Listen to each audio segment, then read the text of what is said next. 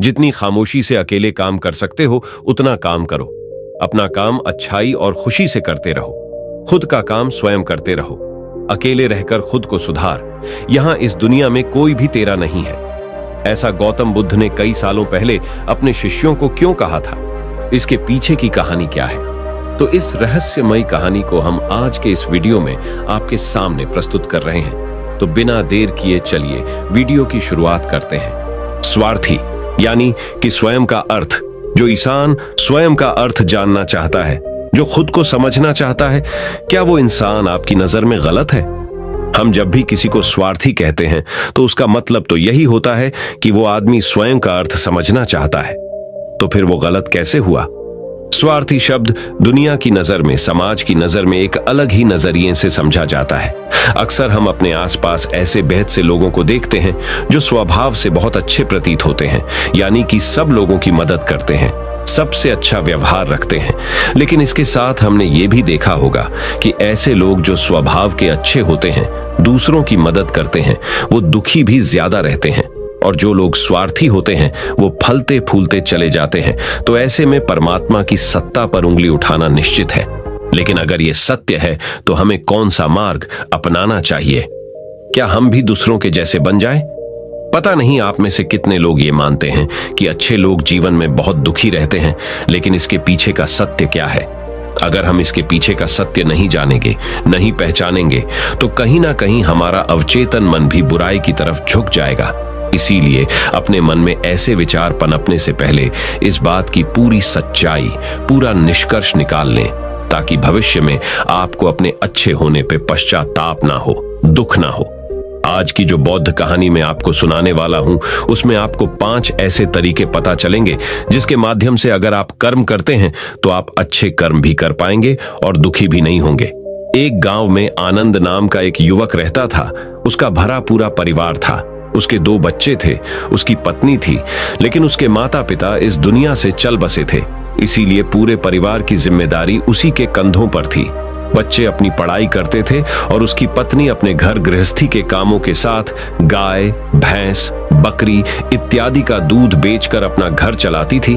और आनंद पहाड़ में पत्थर तोड़ने का काम करता था। बहुत ही मेहनत भरा काम था। पूरे दिन काम करता तो रात को थक कर घर पर वापस लौटता। लेकिन इतनी मेहनत करने के बाद भी अगर आनंद को गांव का कोई भी आदमी मदद के लिए बुलाता तो आनंद कभी भी मना नहीं करता था। उसके जीवन का एक ही सिद्धांत था, अगर मैं दूसरों की मदद करूंगा तो परमात्मा मेरा साथ देंगे, परमात्मा मेरे साथ कुछ बुरा नहीं होने देंगे। आनंद अपने इस सिद्धांत का पालन बहुत ही कड़ाई के साथ करता था। वह इस सिद्धांत पर इतना विश्वास करता था कि अगर कोई बाहर का आदमी उससे मदद मांग ले तो वो अपने घर का काम भी अधूरा छोड़कर उस आदमी की मदद करने के लिए पहुंच जाता था, जिसकी वजह से उसकी पत्नी बहुत परेशान रहती थी। वो अक्सर आनंद को समझाने की कोशिश करती थी कि सबसे पहले अपना काम, अपने परिवार को देखो। 2 बच्चे हैं हमारे और फिर भी तुम दूसरों के काम करने में लगे रहते हो। अरे अपने घर को तो संभालो। अपना घर संभाल नहीं रहा, दूसरों की मदद करने चले हैं। और जब ऐसी ऐसी बातें आनंद के कानों में पड़ती तो उसके हृदय में कांटा चुभने लगता था और उन दोनों में लड़ाई झगड़ा शुरू हो जाता था। अक्सर उनके लड़ाई झगड़े का यही सबसे बड़ा कारण होता था। लेकिन ना तो आनंद अपने आप को बदल पाया और ना ही उसकी पत्नी ने उसको समझाना कभी बंद किया। इसी वजह से आए दिन उनके घर में क्लेश होता रहता था। जहां तक उस गांव वालों की बात थी तो वो आनंद के स्वभाव को जानते थे और वो जानबूझकर जो काम आसान भी होता था, जो उनके सामर्थ्य में भी होता था, उस काम के लिए भी वो आनंद को बुलाते थे ताकि उन्हें कम मेहनत करनी पड़े। कहने का अर्थ ये है कि गांव वाले आनंद की इस शिष्टाचार का फायदा उठाते थे, लाभ उठाते थे और सब पीछे से उसका मजाक उड़ाते थे, उसे बेवकूफ कहते थे। ऐसे ही समय भी तरह और एक दिन आनंद की पत्नी बहुत ज्यादा बीमार पड़ गई। आनंद से जो कुछ भी सेवा हो सकती थी उसने वो सब अपनी पत्नी के लिए किया। उसने गांव के वैद्य को बुलाकर अपनी पत्नी की जांच करवाई, लेकिन ये रोग उस वैद्य की पकड़ के बाहर था। इसीलिए उस वैद्य ने कहा कि तुम अपनी पत्नी को नगर में जाकर किसी बड़े वैद्य को दिखाओ तो तुम्हारी पत्नी की जान बच सकती है। जल्द से जल्द नगर पहुंचने की व्यवस्था करो, नहीं तो तुम्हारी पत्नी के प्राण संकट में हो जाएंगे। ये सुनकर आनंद के पैरों तले जमीन फिसल गई। उसने ये नहीं सोचा था कि उसकी पत्नी के प्राण संकट में है। वो सोच रहा था कि कोई साधारण सा रोग होगा जिसका इलाज हो जाएगा, लेकिन जब उसने वैद्य की यही बात सुनी तो वो घबरा गया। अब पत्नी को नगर तक कैसे लेकर जाएं? क्योंकि उसके पास इतना धन नहीं था कि वो अपनी पत्नी के लिए एक घोड़ा गाड़ी करके उसमें अपनी पत्नी को लिटाकर नगर में ले जा सके। उसकी पत्नी की हालत बिल्कुल चलने की भी नहीं थी, इसलिए उसे नगर पहुंचाने के लिए किसी घोड़ा गाड़ी की जरूरत थी। संयोग से उसके पड़ोसी धनमू के पास एक घोड़ा गाड़ी थी। वो अक्सर व्यापार के लिए अपनी घोड़ा गाड़ी नगर में लेकर जाया करता था। इसीलिए आनंद के मन में विचार आया कि मैं धनमू की घोड़ा गाड़ी ले सकता हूँ। मैं धनमू की इतनी मदद करता हूँ, कभी उसके काम को नहीं टालता, तो वो तो मेरे काम को कभी मना ही नहीं कर सकता। और यही सोचकर वो घोड़ा गाड़ी लेने के लिए धनमू के पास पहुंच जाता है। लेकिन धनमू बहुत ही चालाक इंसान था। वो बिना किराए के अपनी घोड़ा गाड़ी अपने सगे संबंधियों के लिए भी नहीं ले जाता था, तो आनंद की तो दूर की बात रही। जब आनंद ने उससे घोड़ा गाड़ी के बारे में पूछा तो उसने ये कहकर उसका ये काम टाल दिया कि मेरे घोड़े बहुत ज्यादा बीमार हैं, वो शायद बच भी मुश्किल से पाएंगे। 5 दिनों से वो कुछ नहीं खा रहे, तो ऐसे में बेचारा घोड़ा गाड़ी लेकर कहा, नगर तक पहुंच पाएगा। हाँ, अगर तुम कुछ धन की व्यवस्था कर सकते हो तो मैं अपने एक मित्र की घोड़ा गाड़ी तुम्हारे लिए मंगवा सकता हूं। यह सुनकर आनंद परेशान और चिंतित हो गया, क्योंकि उसके पास धन तो था ही नहीं। इसका मतलब उसकी पत्नी बड़े नगर में वैद्य के पास इलाज के लिए पहुंच ही नहीं पाएगी। उलझन भरे हुए विचार लिए हुए जब आनंद वापस आ रहा तो उसने एक दिल दहलाने देने वाला दृश्य देखा। उसने देखा कि धनमू के घोड़े, जो धनमू के अनुसार बीमार थे और कुछ खा भी नहीं रहे थे, वहीं घोड़े गांव का ही एक युवक उसकी बाट से खोलकर बाहर ला रहा था और गाड़ी में उसको जोत रहा था। ये देखकर पहले तो आनंद को कुछ समझ में नहीं आया। उसके बाद जब आनंद ने उस युवक से पूछा तो उसने बताया कि धनमू ने ये घोड़ा गाड़ी उसे किराए पर दी है। ये सुनकर आनंद का दिल टूट गया। उसने कभी सपने में भी नहीं सोचा था कि उसका सबसे अच्छा मित्र धनमू उसके साथ ऐसा कर सकता है। हालांकि ये इस बात पर दुखी होने का वक्त नहीं था, इसीलिए आनंद वहां से जल्दी से लौट जाता है और गांव के ही एक सेठ के पास जाकर कुछ धन उधार लेकर धनमू को दे देता है। धनु अपने मित्र की घोड़ा गाड़ी मंगवा देता है, जिसके बाद वो अपनी पत्नी को वैद्य के पास नगर में ले जाता है। जब उसकी पत्नी का इलाज चल रहा था तो आनंद यही सोच रहा था कि एक वो दिन था जब धनमू की बेटी बीमार हो गई थी और धनमू यहाँ पर नहीं था, तो मैं पूरी रात वैद्य जी के पास उसके लिए बैठा रहा था। उसकी देख रेख की थी, उसकी सेवा की थी। इतने दिनों तक धनमू नहीं आया था, तब मैं ही उसके परिवार की देख रेख किया करता था। हाय, कैसा दुर्भाग्य है ये, जिसके लिए मैंने इतना कुछ किया। उसने एक घोड़ा गाड़ी देने से मुझे मना कर दिया, और वो भी तब जब मेरी पत्नी जिंदगी और मौत के साथ खेल रही थी। कुछ देर बाद वैद्य बाहर आकर आनंद को एक बहुत बुरी खबर देता है। वो आनंद को बताता है कि उसकी पत्नी को कर्क रोग हो चुका है और इसका कोई भी इलाज नहीं है। उसके पास कुछ समय ही शेष बचा है। ये सुनकर आनंद दुखी होकर वहीं जमीन पर बैठ गया। उसकी पूरी दुनिया उजड़ने वाली थी और उसे कोई रास्ता नजर नहीं आ रहा था। कुछ समय बाद उसकी पत्नी चल बसी और अब दोनों बच्चों की जिम्मेदारी उसके कंधों पर आ गई थी। लेकिन यहाँ पर आनंद के सारे सिद्धांत टूट चुके थे, उसके सारे भरम खत्म हो चुके थे। अब उसके दिमाग में एक ही बात थी कि अच्छा, कर्म करने से परमात्मा साथ नहीं देता, बल्कि जो बुरे लोग हैं वो लोग फलते फूलते हैं, और इस बात का मैं सबसे बड़ा गवाह हूं। ये विचार अक्सर उसके दिमाग में चलते रहते थे और इसी वजह से उसका मन धीरे धीरे संन्यस्त हो गया, देश दुनिया से दूर हट गया। और एक दिन ऐसा भी आया जब वो अपने बच्चों को अपने रिश्तेदारों के पास छोड़कर इस देश दुनिया को त्याग कर एक सन्यासी बने के लिए घर से निकल पड़ा। उसने गांव में किसी को कुछ नहीं बताया। किसी को नहीं पता था कि आनंद अचानक कहां गायब हो गया। सन्यास की दीक्षा लेने के लिए वो एक बौद्ध भिक्षु के पास पहुंचता है। बौद्ध भिक्षु उस समय ध्यान में बैठे हुए थे। ध्यान से बाहर आने के बाद वो बड़े ध्यान से आनंद के चेहरे को देखते हैं और उससे सन्यासी बनने का कारण पूछते हैं। इस पर आनंद उन्हें अपनी पूरी आप बीती सुना देता है और कहता है कि हे महात्मा, इस दुनिया से मुझे कुछ भी हासिल नहीं हुआ। मेरा मन इस दुनिया से विरक्त हो चुका है। जब अपने दोस्तों ने ही मेरा साथ नहीं दिया तो इस दुनिया में रहने का क्या मतलब, और इसी वजह से मैं सन्यासी बनना चाहता हूँ। ये सुनने के बाद बौद्ध भिक्षु ने उपदेश देना शुरू किया। उन्होंने कहा कि याद रखना बेटा, जीवन से विरक्त होकर सन्यासी बनना तुम्हें परम सुख तक कभी नहीं पहुंचा सकता, परमानंद तक कभी नहीं पहुंचा सकता। तुम दुनिया से आपने मन पर एक बोझ लेकर विरक्त हुए हो। तुम दुनिया से परमात्मा की खोज करने के लिए विरक्त नहीं हुए हो। इस भ्रम में कभी मत रहना तुम संसार से विरक्त हुए हो, क्योंकि संसार ने तुम्हें धोखा दिया, ऐसा तुम्हें लगता है। इसीलिए तुम परमात्मा पे कभी विश्वास नहीं कर पाओगे और ना ही उन पर अपनी पूर्ण आस्था बना पाओगे। इसीलिए सन्यासी होने का भी तुम पूरा लाभ कभी नहीं उठा पाओगे। सन्यासी होने का लाभ तब मिलता है जब हमारी प्रभु में, परमेश्वर में, परमात्मा में पूर्ण आस्था बन जाती है। मैं तुमसे पूछता हूं, या तुम्हारी आस्था परमात्मा में है? यह सुनकर आनंद कहता है कि हे महात्मा, मैं तो दुनिया देखकर आया हूं कि जो बुरे कर्म करता है वो फलता फूलता है, और जो अच्छा काम करता है उसे कुछ भी नहीं देता। परमात्मा उसे दुख ही दुख देता है। इसीलिए मैं परमात्मा पर अपनी पूर्ण आस्था कैसे बना सकता हूं? यह सुनकर उस बौद्ध भिक्षु ने कहा कि यही तो मैं तुम्हें समझाना चाहता हूं कि तुम पूरी ऊर्जा अपनी सन्यासी जीवन में लगाओ और उसके बाद भी तुम्हें फल प्राप्त ना हो तो तुम्हें कैसा लगेगा। इसीलिए किसी की भी मदद करने के लिए मैं 5 सिद्धांत तुम्हें बताता हूं। ये 5 सिद्धांत समझकर संसार में वापस लौट जाओ और संसार में एक ग्रस्त जीवन जियो। उसके बाद ही सन्यासी जीवन का उदय होता है।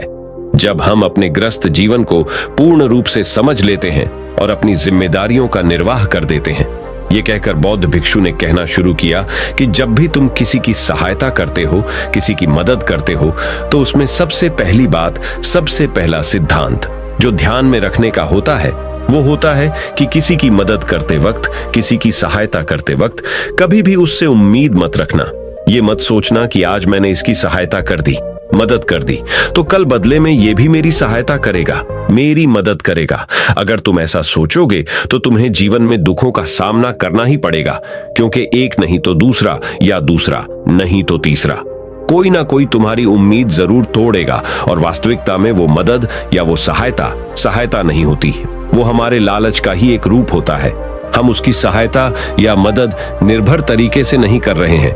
हमारे मन में लालच का भाव है, हमारे मन में बदले का भाव है। हम ये सोचकर मदद करते हैं कि इसकी मदद कर देता हूं तो कल ये मेरा भी मदद करेगा, और यही लालच हमें अक्सर उन लोगों की मदद करने पर विवश करता है जो किसी ना किसी रूप में धनवान होते हैं, क्योंकि हमें लगता है कि कल ये आदमी धन के द्वारा मेरी मदद कर सकता है। और इसीलिए जिस इंसान को वास्तविकता में मदद की आवश्यकता है, हो सकता है वो गरीब हो, लेकिन हमारा मन अपने लालच के वशीभूत होकर उसकी मदद कभी नहीं करेगा। इसीलिए किसी की मदद और किसी की सहायता करने के अपने विचार को विस्तार दो। केवल एक प्रकार के वर्ग के लिए अपनी सहायता या अपनी मदद पेश मत करना, उन सब के लिए समान होनी चाहिए। जरा सोचो, एक तरफ तुम्हारा मित्र हो जिसके पास धन है, संपदा है, और दूसरी तरफ कोई गरीब औरत हो जो भूखी बैठी हुई है। तुम्हारा दोस्त तुमसे कहता है कि यार आज तो खाने के लिए अच्छे अच्छे पकवान मंगवा लो बाजार से, और दूसरी तरफ वो औरत तुमसे 2 सूखी रोटी मांग रही है, तो तुम किसकी मदद करोगे? कौन मदद का हकदार सबसे पहले है? सबसे पहले हमारा कर्तव्य बनता है कि उस औरत की भूख मिटाए, लेकिन अक्सर इंसान ऐसे नहीं सोचता। वो अपने दोस्त को तो खिला देगा, उसको तो बाजार से बहुत महंगी वस्तु मंगा के दे देगा, लेकिन किसी गरीब को उसकी भूख मिटाने के लिए पैसा या धन नहीं देगा। दूसरी बात जो ख्याल में रखने की है वो ये कि सहायता करते वक्त हमारा लालच कभी भी उसके साथ नहीं जुड़ना चाहिए। अक्सर हम जब किसी की मदद करते हैं तो हमारा लालच और हमारा स्वार्थ उसके साथ जुड़ा होता है, और हम अपनी भविष्य की योजना तैयार करके उस आदमी की मदद करते हैं। हम ये सोचते हैं कि अगर मैं इसका ये काम करेगा तो भविष्य में ये आदमी मेरा वो काम पूरा कर देगा, और वो सहायता, वो मदद बिल्कुल भी परमात्मा के द्वार को नहीं खटखटाती, क्योंकि वो लालच है। आप अपने आप को धोखा देने के लिए अपने लालच को एक सहायता, एक मदद का रूप दे रहे हैं। तीसरी बात जो ख्याल रखने की है वो ये कि अपने सामर्थ्य के हिसाब से दूसरे की मदद करो। कभी भी एक ग्रस्त आदमी को किसी की इतनी सहायता नहीं करनी चाहिए जिससे कि उसका परिवार और उसके बच्चे कष्ट में जीवन बिताएं। सबसे पहला फर्ज हमारा होता है अपने परिवार को सुखी रखना, उनकी जरूरतें पूरी करना, और उसके बाद दूसरों की मदद करना आता है। लेकिन कुछ लोग दूसरों की मदद पहले करते हैं और अपने परिवार को मदद कम देते हैं, जिससे कि परिवार में लड़ाई झगड़े आए दिन पनपते रहते हैं, और ये सब हम समाज में देखते रहते हैं। अपने आसपास। अगली बात जो ख्याल में रखने की होती है वो ये कि अपना कर्म, अपनी जिम्मेदारियां पहले निभानी होती है। हम अपना कर्म, अपना काम छोड़कर पहले दूसरों की मदद करने के लिए चले जाते हैं, और जब दूसरा बदले में हमारी मदद नहीं करता तो हमारा दिल दुखी हो जाता है। हम सोचते हैं कि मैंने तो अपना काम छोड़कर उस आदमी की मदद की थी और वो आदमी मेरी मदद ही नहीं कर रहा है। इसीलिए अपना कर्म सर्वोपरि, अपना कर्म सबसे ऊपर, क्योंकि वही काम करने के लिए इस दुनिया में हमारा जन्म हुआ है। और सबसे आखिर में जो बात समझने की है वो ये कि परमात्मा की मर्जी से ही सब कुछ होता है। हमारा कर्तव्य है अपने कर्म को करते जाना। करनी धरनी तो ऊपर वाले के हाथ में है, इसीलिए जो कुछ भी होता है सब ऊपर वाले पे छोड़ दो। अगर तुम्हें कोई धोखा भी देता है तो ये समझ के चलो कि वो सब ऊपर वाले की करनी होती है। आप ये मान के चलो कि मैं करता नहीं हूं, मैं तो एक माध्यम हूं, करवाने वाला तो वो है, उसके सामने किसकी मर्जी चली। जब ये आस्था, ये विश्वास हमारे मन में पनपने लगता है तो हमारी सारी शिकायतें दूर हो जाती हैं, क्योंकि इस दुनिया में जो भी होता है अच्छे के लिए होता है, जो भी हो रहा है अच्छे के लिए हो रहा है, और जो भी होगा अच्छा ही होगा। चाहे हमारी बुद्धि आज वर्तमान में इस सिद्धांत को ना समझ पाए, लेकिन जीवन में कभी ना कभी किसी ना किसी मोड़ पर आपको जरूर ये एहसास होगा कि जो हुआ था वो अच्छे के लिए ही हुआ था। इसीलिए सारी शिकायतें दूर कर दो और बस अपना कर्म करते जाओ। अपने ग्रस्त जीवन को पूर्ण रूप से जिलो, और उसके बाद ही सन्यासी जीवन की नींव होती है। इसके बाद बौद्ध भिक्षु ने आनंद को कहा कि वापस अपने गांव लौट जाओ, अपनी बेटियों को वापस लेकर आओ, उन्हें पालो पोसो, अपने बच्चों को वापस लेकर आओ, दूसरी शादी कर लो, लेकिन बच्चों का पालन पोषण अच्छे तरीके से करो। यह सुनकर आनंद अपने बच्चों के साथ अपने गांव में वापस लौट आता है। गांव में किसी को खबर नहीं थी कि आनंद कहां पर गया हुआ था और वो क्या ज्ञान लेकर वापस लौटा है। लेकिन अगले दिन सुबह सुबह गांव वालों ने आनंद के चेहरे पर एक अलग ही चमक, एक अलग ही आभा पाई। तो इस कहानी से हमें यह सीख मिलती है कि दूसरों के पीछे भागने से अच्छा है अकेले रहकर अपने आप को सुधारो और अपनों का काम बड़े ही खुशी से करो, और शांत रहकर अपने आप की दिमाग की मनस्थिति को सुधारो। तो अब हम आपको बताएंगे कि शांत रहने के क्या क्या फायदे हैं। तो चलिए शुरुआत करते हैं। हर तरफ शोर शराबे और भाग दौड़ के बीच खामोशी की अपनी अलग ही खासियत है। आपने कई कविताओं में भी पढ़ा होगा कि मौन रहकर एक दूसरे की बात को समझना सबसे सुंदर संवाद है। लेकिन क्या आप ये जानते हैं कि चुप रहने के अपने शारीरिक और मानसिक फायदे भी हैं?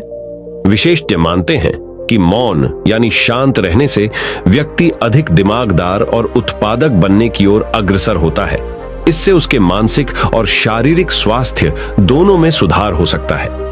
मौन धारण करने का महत्व आज हम जिस युग में जी रहे हैं उसमें टेक्नोलॉजी एक महत्वपूर्ण भूमिका निभाती है।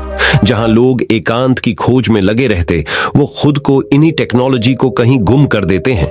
लेकिन मौन को मन में बैठाने की दिशा में पहला कदम यह है कि आप अपने मानसिक स्वास्थ्य को अन्य सभी पहलुओं से बढ़कर समझें और फिर उन तकनीकों को शामिल करने का सचेत प्रयास करें जो आपको मौन रहने की आत्मीय उदारता और शक्ति का अनुभव करने की अनुमति दे।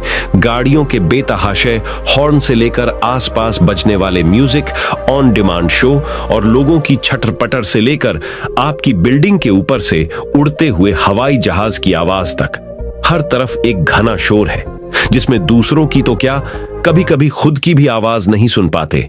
आपके अंतर्मन की आवाज, जिसे सुनने से आपके जीवन की आधी परेशानी का समाधान मिल सकता है। वैज्ञानिक प्रमाणों के अनुसार यह हमारे स्वास्थ्य के लिए बहुत अच्छी बात है कि लेकिन शांत रहना ब्लड प्रेशर कम कर सकता है, एकाग्रता और ध्यान में सुधार ला सकता है, परेशान करने वाले विचारों को शांत कर सकता है, मस्तिष्क के विकास को बढ़ावा दे सकता है, कोर्टिसोल को कम कर सकता है, अंदर की रचनात्मकता को बढ़ावा मिलता है, अच्छी नींद को बढ़ावा मिलता है, दिमागी रूप से स्वस्थ महसूस कर सकते हैं। हालांकि यहां मौन रहने का मतलब परेशानी में भी चुप्पी साधे रहने से नहीं है, बल्कि अनावश्यक किसी भी शोर से दूर रहने और ध्वनि प्रदूषण से बचना है। मौन रहते हुए धीरे धीरे गहरी सांस लेने से और भी फायदे मिल सकते हैं। चुप रहना है अनेक समस्याओं का हल। तनाव घटाने और एकाग्रता बढ़ाने के लिए हम आपको अब 9 फायदे बनाएंगे। मेडिटेशन और ध्यान लगाना खुद को शांत करने और तनाव घटाने का एक बेहतरीन तरीका है। आपने ध्यान दिया होगा कि हर धर्म और संस्कृति में शांत और मौन रहने को महत्व दिया गया है। चाहे आप इसे धार्मिक नाम दें या जीने का एक तरीका माने, लेकिन दिन भर में कुछ समय तक शांत रहना आपके स्वास्थ्य के लिए बहुत फायदेमंद साबित होता है।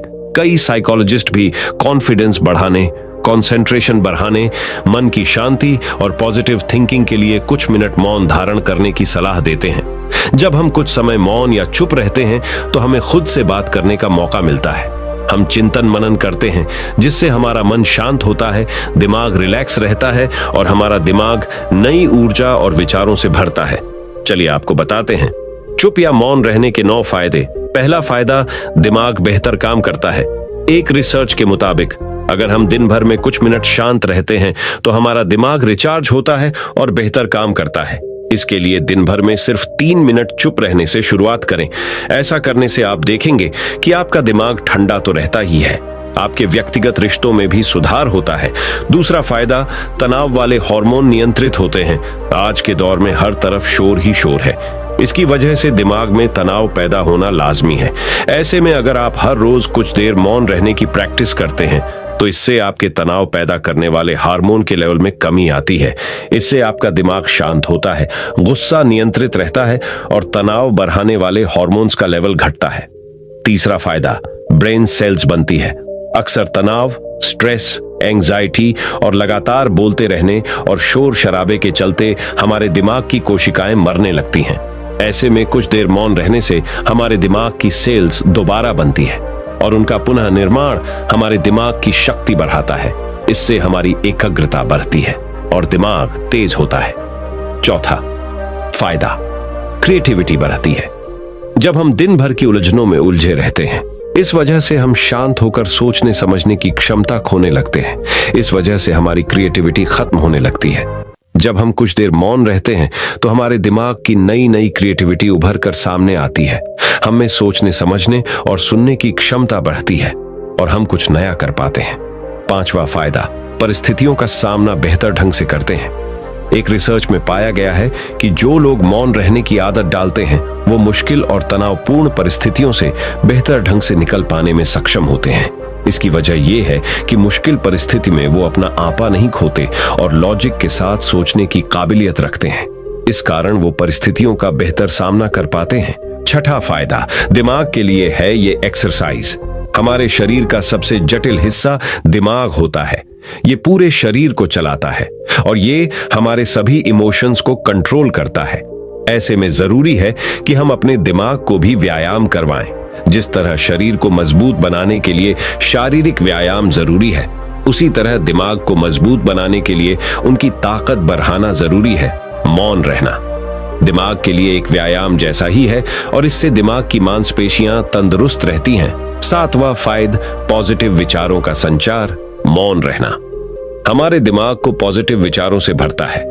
जब हम दिमाग को बाहरी शोर शराबे से दूर करते हुए कुछ समय खुद पर केंद्रित करते हैं तो हम अपने आसपास की अच्छाइयों को बेहतर ढंग से देख और समझ पाते हैं। इसके साथ ही हम अपने आसपास और खुद के भीतर की अच्छाइयों को अप्रिशिएट कर पाते हैं। इसीलिए कुछ समय मौन रहते हुए खुद को समझना, अपने भीतर झांकना और अपने बारे में समझना एक बेहतरीन प्रैक्टिस है। आठवां फायदा, एक अच्छे श्रोता और समीक्षक। चुप रहना और कुछ समय तक खुद को स्थिर रखना आपको एक अच्छा श्रोता और समीक्षक बनाता है। ऐसा इसलिए क्योंकि जब आप चुप रहते हैं तो आप बोलने की बजाय अधिक से अधिक सुनते हैं और उसका विश्लेषण कर पाते हैं। इससे आप पूरे तर्क और वितर्कों को जानने के बाद सही फैसला ले पाते हैं। आप सभी पक्षों को सुनते, समझते और डिसीजन ले पाते हैं। चुप रहना आपके दिमाग को शांत करता है और आपको लॉजिकल समीक्षक बनाता है। नौवां फायदा, कैसे रखें खुद को। कुछ मिनटों के लिए मौन रहने के लिए लोग बहुत तरीकों का सहारा लेते हैं। कुछ भगवान के नाम का जाप करते हैं, कुछ आपके कृत्यों का विश्लेषण करते, वहीं कुछ लोग माइंडफुलनेस प्रैक्टिस अपनाते हैं। चलिए आपको बताते हैं खुद से जोड़ते हुए मौन धारण करने के कुछ आसान तरीके। माइंडफुलनेस एक बेहतरीन मेडिटेशन प्रैक्टिस है जो आपको शांत रखने के साथ ही एंजाइटी और दिमाग को कंट्रोल करने का काम करती है। इसके लिए आप ये स्टेप्स अपना सकते हैं। पहला स्टेप, सबसे पहले आराम की अवस्था में बैठ जाएं और अपनी आंखों को रिलैक्स करते हुए मूंद लें। दूसरा स्टेप, अब अपनी सांसों पर पूरा ध्यान केंद्रित करें। अपनी सांस के उठने और गिरने की गति पर ध्यान दें और अपना दिमाग बाहरी शोर से दूर सिर्फ और सिर्फ अपनी सांसों पर केंद्रित करें। तीसरा स्टेप, अपनी सांसों पर ध्यान देना आपके पूरे शरीर को शांत करता है, दिमाग में रक्त संचार बढ़ाता है और तनाव दूर करने में मददगार होता है। चौथा स्टेप, खुद को शांत करते हुए अपने पूरे शरीर को अंदर ही अंदर स्कैन करना भी फायदेमंद साबित होता है। इससे आपको अपने शरीर के बारे में बेहतर समझ में आता है। इससे आपके दिमाग और शरीर के बीच में बेहतर संबंध स्थापित होता है। हम उम्मीद करते हैं कि ये जानकारी आपके काम आएगी। तो चलिए जानते हैं हमारे शब्दों में कितनी ताकत होती है एक कहानी के माध्यम से। तो चलिए उस कहानी की शुरुआत करते हैं। जो लोग बुद्धिमान हैं वह ये जानते हैं कि शब्द हथियार की तरह होते हैं, जिनसे किसी को भी बचाया जा सकता है या किसी को भी मारा जा सकता है। अब आप सोच रहे होंगे कि शब्दों से किसी को मारा कैसे जा सकता है। तो जरा सोचिए, ज्यादातर आत्महत्याओं के पीछे किसका कारण होता है? किसी के पति ने कुछ कहा, किसी के पिता ने कुछ कहा और उन लोगों ने आत्महत्या कर ली। ये आत्महत्या किसके कारण हुई? वो पीड़ित के मन को इतना दुखी कर गए कि उसके मन से वो दुख सहना और ज्यादा बर्दाश्त करना नामुमकिन हो गया और इसी वजह से उन्होंने आत्महत्या कर ली। ऐसे ही आपके शब्द किसी को नया जीवन प्रदान कर सकते हैं। जब कोई आदमी उदास होता है या दुखी होता है तो आपके शब्द उसमें एक नया जोश, एक नया उत्साह भर सकते हैं और एक हारा हुआ आदमी अपने जीवन में एक नई शुरुआत कर सकता है, सिर्फ शब्दों के माध्यम से, हमारी वाणी के माध्यम से। तो अब तक आप ये तो समझ ही गए होंगे कि हमारे शब्द हमारे जीवन को किस तरह निर्धारित करते हैं। शब्दों में कितनी ताकत होती है और किसी से बात करते वक्त हमें कितनी सावधानी से अपने शब्द सुनने चाहिए। आज की जो बौद्ध कहानी मैं आपको सुनाने वाला हूं, उसमें आपको सीधे सीधे तौर पर कुछ ऐसे तरीके पता चलेंगे, कुछ ऐसी परिस्थितियां पता चलेंगी जहां पे आपको हमेशा चुप रहना चाहिए। कुछ परिस्थितियों में अगर आप कुछ नहीं बोलेंगे तो वही आपके लिए सबसे ज्यादा बेहतर होगा। इससे पहले कि आप इस कहानी में खो जाएं, इस चैनल को सब्सक्राइब जरूर कर लें। तो चलिए कहानी शुरू करते हैं। एक बार की बात है, एक युवा लड़का एक बार एक बौद्ध भिक्षु के पास पहुंचा। वो काफी परेशान लग रहा था और उसने बौद्ध भिक्षु से जाकर पूछा कि हे महात्मा, मैं अपने आप से परेशान हूं, अपने आप से दुखी हूं। बाहरी रूप से मुझे कोई दुख नहीं है, मैं धन धान्य संपन्न हूं, मुझे कोई शारीरिक रोग भी नहीं है, लेकिन मैं खुद से परेशान रहता हूं, अपने मन से परेशान रहता हूं। अक्सर मेरी बातों को मेरा कोई भी दोस्त गंभीरता से नहीं लेता है और ना ही मेरे परिवार के लोग मेरी किसी बात को गंभीरता से लेते हैं। मैं जो कुछ भी सलाह देता हूं, या तो वह उसे मजाक में उड़ा देते हैं या फिर उसे गंभीरता से लेते ही नहीं है। मेरी बातों को कोई गंभीरता से क्यों नहीं लेता है? क्यों मेरी बातों पर कोई अमल नहीं करता? क्यों मेरी बातों में कोई रुचि नहीं दिखाता? क्या कारण है? कृपया मुझे बताने का कष्ट करें और मेरे मन के इस दुख को दूर करें। यह सुनकर बौद्ध भिक्षु ने कहा कि आज सुबह मैं चालित ध्यान करके वापस आ रहा था। रास्ते में कुछ कौवे कांव कांव कर रहे थे और वहीं पर जब मैं चलता हुआ कुछ दूर आया तो मुझे एक मोर की मधुर आवाज सुनाई दी। ये सुनकर अचानक मेरे मन में ख्याल आया कि कौवे कितना कांव कांव करते हैं, कितना बोलते रहते हैं, लेकिन कोई भी प्राणी कौवे की आवाज को पसंद नहीं करता। मोर हमेशा सही परिस्थिति के हिसाब से बोलता है। जब भी बारिश होने वाली होती है और बादल गरजते हैं और बारिश होने की आशंका होती है, ऐसे में मोर अपनी मधुर आवाज में गाता है जो सभी को प्रिय होता है, सभी को अच्छा लगता है। ऐसे ही अगर इंसान सही परिस्थिति के हिसाब से सही शब्द बोले, सही वाणी बोले, तो वही वाणी दूसरों के लिए संगीत हो जाती है, संगीत बन जाती है और दूसरे लोग तुमसे सम्मोहित हो जाते हैं और वहीं पर तुम्हें सब लोग गंभीरता से लेने लगते हैं। और दूसरी तरफ अगर तुम यूं ही बेफिजूल ऐसे ही बोलते रहते हो, बिना किसी बात के बोले चले जाते हो, तो फिर तुम्हें कोई गंभीरता से नहीं लेता। तुम उस कौवे की भांति हो जाते हो जिसकी वाणी कोई पसंद नहीं करता और बाद में तुम्हें दुख होता है कि तुम्हें कोई गंभीरता से क्यों नहीं लेता। इसीलिए अपने शब्दों को बेहद बुद्धिमानी के साथ इस्तेमाल करना सीखो। अगर तुम नहीं सीखोगे तो समाज में तुम्हें कोई सम्मान या कोई गंभीरता से नहीं लेगा।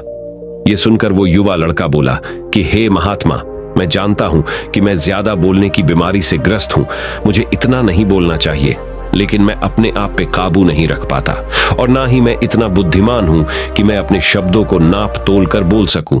मैं तो किसी से बात करते वक्त इतना सोचता भी नहीं कि मुझे अपने शब्द किस तरह इस्तेमाल करने हैं।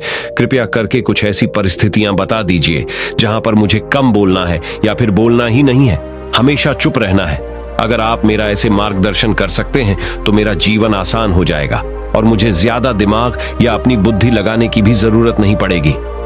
ये सुनकर बौद्ध भिक्षु ने मुस्कुराते हुए कहा कि बेटा, वैसे तो इंसान को हर परिस्थिति में सोच समझकर ही बोलना चाहिए, लेकिन अगर वो हमेशा होश में नहीं रह पाता है, ध्यान में नहीं रह पाता है, तो मैं तुम्हारे दैनिक जीवन की कुछ ऐसी परिस्थितियां बता रहा हूं जहां पर तुम्हें हमेशा चुप रहना है। अगर तुम ऐसी जगहों पर कुछ बोलोगे तो जहां तुम्हारा अपमान ही होगा या फिर तुम्हें कोई गंभीरता से नहीं लेगा। सबसे पहली जगह है, या यूं कहे ऐसी परिस्थिति जहां पर इंसान को हमेशा चुप रहना चाहिए, वो है जब किसी ऐसे विषय के बारे में बातचीत हो रही हो जिसके बारे में आपको कोई जानकारी ही नहीं है। तो ऐसी परिस्थिति में व्यर्थ में बीच में टांग अड़ाना, अपना ज्ञान देना, व्यर्थ का ज्ञान, आपको कुछ पता नहीं है लेकिन फिर भी आप अपना ज्ञान देने के लिए उत्सुक हैं, तो ऐसी जगह पर आपका अपमान ही होगा। जरा तुम खुद सोचो, जब कोई बीमार आदमी अपनी बीमारी के बारे में चर्चा कर रहा हो और आपको उस बीमारी के बारे में कोई भी ज्ञान नहीं है, लेकिन फिर भी आप व्यर्थ में, बेकार में उसे ऐसी ऐसी औषधियों बता रहे हैं जिनका उसकी बीमारी से कोई तालमेल ही नहीं है, तो ऐसे में आप अपनी प्रतिष्ठा अपने हाथों से खो रहे होते हैं और आपको पता ही नहीं होता। ऐसी परिस्थिति में आदमी को हमेशा सुनना चाहिए। ध्यान से सुनना भी एक कला होती है। अगर आप सुनने का दिखावा करेंगे तो कहीं ना कहीं सामने वाले आदमी को ये एहसास हो जाता है कि ये मेरी बात पूरे ध्यान से नहीं सुन रहा है। इसीलिए जब आपको किसी विषय के बारे में पूरी तरह से जानकारी ना हो तो वहां पर केवल अपने कान लगाना ही ज्यादा महत्वपूर्ण होता है, ज्यादा जरूरी होता है। आप उस इंसान की बातें ध्यान से सुन सकते हैं और इसी बीच आप दोनों के बीच एक संबंध पैदा होगा और उस संबंध सच्चा होगा, क्योंकि आपने उसके बात को बड़े ही ध्यान से सुना है और इस बात का पता सामने वाले को भी होता है। तो हम बिना कुछ बोले, सिर्फ सुनने मात्र से किसी को अपना दोस्त बना लेते, अपना मित्र बना सकते हैं। इस बात को हमेशा ध्यान में रखना। दूसरी जगह जहां इंसान को हमेशा चुप रहना चाहिए वो है खाना खाते वक्त। खाना इंसान को हमेशा चुप रहकर खाना चाहिए, मौन रहकर खाना चाहिए। महात्मा बुद्ध और उनके भिक्षु हमेशा चुप रहकर भोजन करते हैं, शांत भाव से भोजन करते हैं, परिपूर्ण होकर भोजन करते हैं, पूरी तरह से करते हैं, एक एक टुकड़े का स्वाद लेकर भोजन करते हैं। और ऐसा भोजन जब आपके शरीर में पहुंचता है तो वो आपके अंग अंग तक ऊर्जा पहुंचाता है। अक्सर हम भोजन करते वक्त कुछ ना कुछ बोलते रहते हैं, कुछ ना कुछ सुनते रहते हैं, लेकिन मौन रहकर पूरा स्वाद लेकर उस भोजन को कभी नहीं करते। हम उस भोजन को करते वक्त आधे अधूरे ही रहते हैं और इसीलिए हमारा शरीर रोगों से ग्रस्त हो जाता है। जरा तुम खुद सोचो, बौद्ध भिक्षु हमेशा भिक्षा लेकर भोजन करता है और भिक्षा भी कितनी बिल्कुल मामूली सी, और वो भी एक वक्त। तो एक वक्त भोजन करने के बाद भी वो इतने स्वस्थ रहते थे, इतने उत्साह, जोश और आनंद से भरे होते थे। और हम तो इतना खाना खाते हैं, इतने सारे भोजन की सामग्री हमारे लिए उपलब्ध होती है, लेकिन हमारे शरीर में कोई ऊर्जा नहीं होती। इसका सबसे बड़ा कारण होता है कि हम अपना भोजन होश में नहीं करते हैं, परिपूर्ण होकर नहीं करते हैं, मौन रहकर नहीं करते हैं। इसीलिए अपना भोजन हमेशा मौन रहकर ही करो। तीसरी जगह जहां पर अगर आपने चुप रहना सीख लिया तो इसका मतलब यह है कि आपने अपने ऊपर विजय हासिल कर ली। जी हां, गुस्से में शांत रहना या चुप रहना इतना आसान नहीं होता है। अक्सर हम गुस्से से भरकर कुछ ऐसे शब्द या अपशब्द बोल जाते हैं जिसका पछतावा हमें हमेशा बाद में होता रहता है। लेकिन जुबान से निकला हुआ शब्द वापस नहीं हो सकता, उस शब्द को मिटाया भी नहीं जा सकता। अब वो जिंदगी भर हमारे दामन से जुड़ चुका है और वो गुस्से में बोला गया। अब शब्द हमारे मन को समय समय पर बेचैन करता रहता है, दुखी करता रहता है, लेकिन गुस्से के वक्त चुप रहना सीखना भी एक बहुत बड़ी कला होती है। गुस्से में आदमी का अपने ऊपर काबू कहां रहता है, अपनी इंद्रियों को वश में कहां रख पाता है। इसीलिए इस कला को आप तभी सीख सकते हैं जब आप गुस्सा भी होश में रहकर कर पाए। जब भी आपको गुस्सा आए, आपके दिमाग में सिर्फ एक ही बात आए कि मुझे चुप रहना है, मुझे किसी से कुछ गाली गलौच नहीं करना, किसी को कोई अपशब्द नहीं बोलना। और जब ये विचार गुस्से के साथ जुड़ जाता है और धीरे धीरे ये आदत बन जाता है तो आप अपने गुस्से को भी काबू में करना सीख जाते हैं। जब भी कभी गुस्सा आए तो किसी को कुछ बोलने की बजाय कुछ शारीरिक व्यायाम करना शुरू कर। उछलना, भागना, दौड़ना, जिम करना, कुछ भी। आप ऐसा व्यायाम कर सकते हो जिसमें आपका शरीर थक जाए। आप पाएंगे कि जब आपका शरीर थक जाता है तो आपका मन भी शांत हो जाता है। आपने उस गुस्से की ऊर्जा को एक सकारात्मक रूप दे दिया। और यही बुद्धिमान व्यक्ति की पहचान होती है, जो दूसरों के तानों से भी अपना घर बना लेता है, अपनी कामयाबी के रास्ते निकाल लेता है। वही सच में बुद्धिमान आदमी है। जो जहर को भी दवा बनाकर इस्तेमाल करना सीख जाए, वही असली बुद्धिमान होता है। चौथी जगह जहां आप चुप रहेंगे तो आपके लिए वही सबसे ज्यादा बेहतर होगा, वही आपको सम्मान दिलाएगा। चौथी जगह है जब चार लोग आपस में बैठकर बातें कर रहे हो, कोई बैठक कर रहे हो, तो वहां पर जब चार लोग बात कर रहे होते हैं तो चारों लोग एक साथ तो बात कर नहीं सकते। एक बार में एक व्यक्ति बोलेगा और तीन सुनेंगे, तभी वो बैठक कामयाब हो पाएगी, तभी वो चर्चा सही रूप में आगे बढ़ पाएगी। लेकिन अगर कोई आदमी ऐसा बैठा हुआ है जो बीच में ही दूसरे की बात काटकर अपनी बात को ऊपर रखना चाहता है, तो ऐसे में वो चर्चा या वो बैठक आपको कहीं नहीं पहुंचाएगी और चारों लोगों के बीच आप सबसे मूर्ख कहलाओगे। अगर आपको अपनी बात कहनी है तो सामने वाले को अपनी बात पूरा करने दो, उसके बाद अपने विचार रखो। यही एक भद्र पुरुष या फिर कहीं अच्छे आदमी की पहचान होती है। और आखिरी जगह, अगर हमारे माता पिता हमें कुछ कह देते हैं, हमारे बड़े बुजुर्ग हमें किसी बात पर डांट देते हैं या हमें थप्पड़ भी मार देते हैं, तो ऐसी जगहों पे आपका चुप रहना ही उनके प्रति सम्मान दिखाएगा, उनके प्रति आदर का भाव व्यक्त होगा।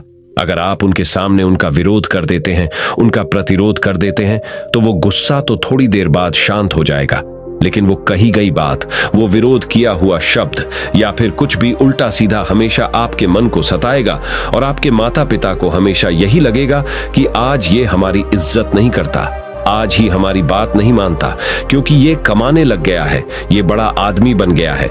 ऐसी ऐसी बातें उठेंगी, ऐसे ऐसे तंज कसे जाएंगे।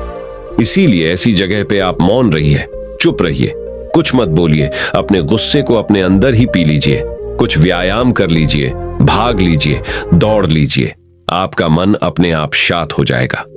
आखिर में बौद्ध भिक्षु ने अपनी बात को खत्म करते हुए कहा कि कम शब्दों में अपनी भावनाओं को उतारना सीखो। शब्द हथियार की तरह होते हैं। बोलो तो होश में बोलो, ध्यान में बोलो।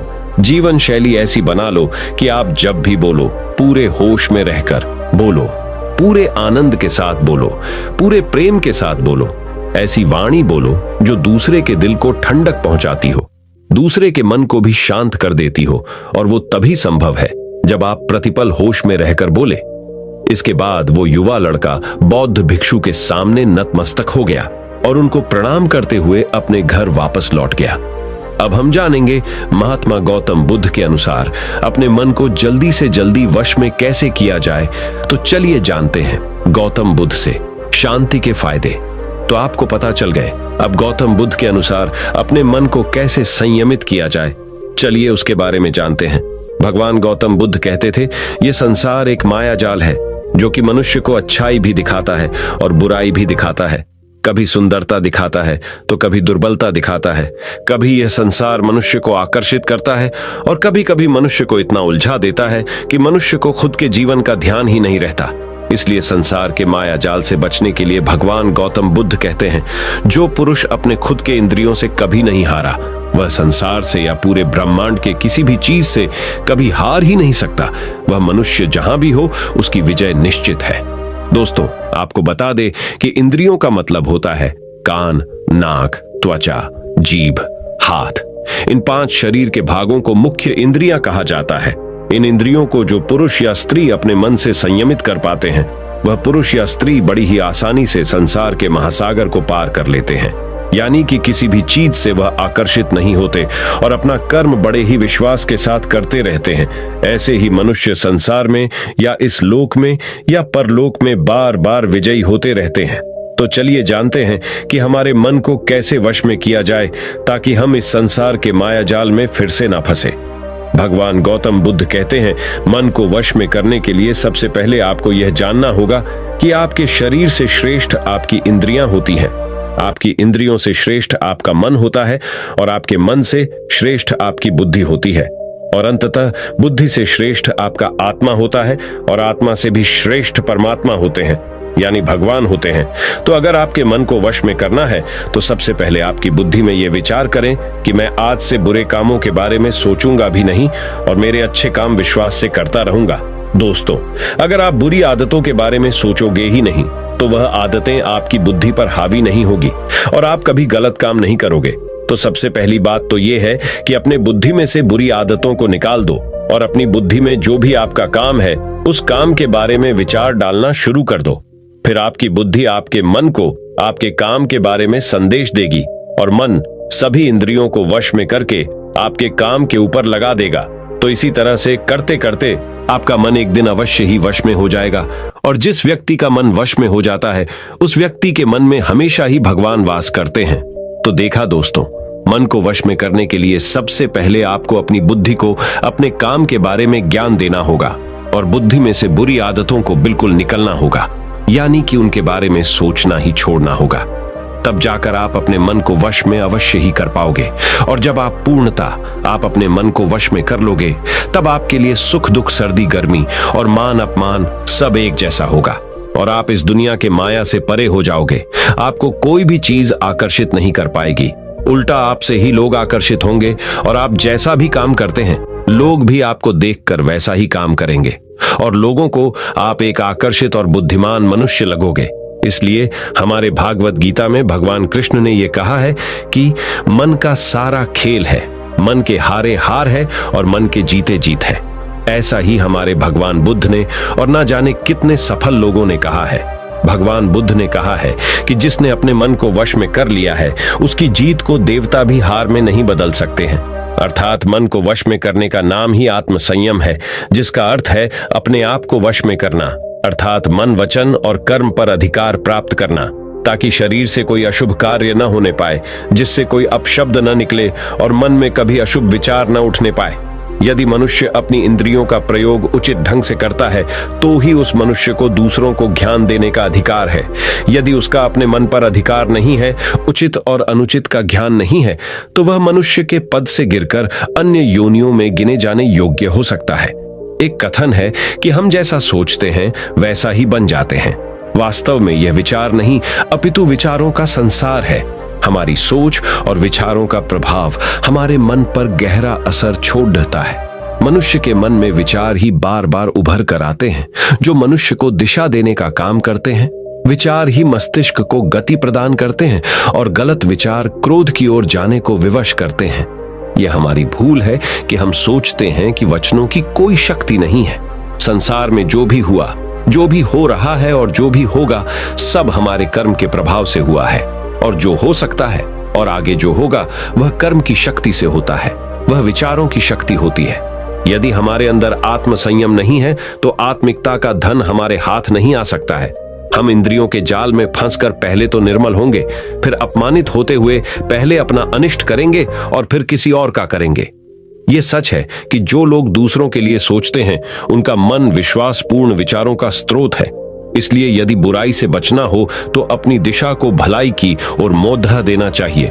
वास्तव में यदि आप जीतना ही चाहते हैं तो सबसे पहले आत्म संयम की आदत डाल लें, क्योंकि संयम का अर्थ ही है अपनी बिखरी हुई शक्तियों को निश्चित दिशा देना।